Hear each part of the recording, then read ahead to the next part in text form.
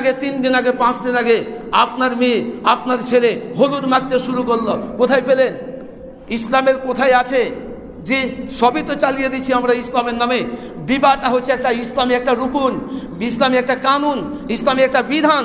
আর এই বিধান পালন করতে গিয়ে আপনি হলুদ মাখলেন।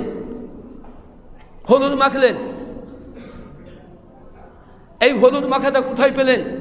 জি, হলুদ মাখতে হবে এই মর্মে ইসলামের কোনো জায়গাতে কোনো বিধান নেই। তবে আপনার ব্যক্তিগত ব্যাপার, আপনি হলুদ মাখতে পারেন, তবে আপনি নিজে মাখতে পারেন, আপনি সৌন্দর্যতার জন্য মাখতে পারেন, আপনি চেহারায় মাখতে পারেন, আপনি হাতে মাখতে পারেন। কিন্তু আপনার ভাবি, আপনার চাচাতো বোন, আপনার মামাতো বোন, আপনার খালাতো বোন, আপনার ফুফাতো বোন, আপনার যত বোন আছে সবাই এসে আপনার শরীরে হাত দেয় আর রগড়ে রগড়ে আপনার কিনা হলুদ মাখায়, হয় কি?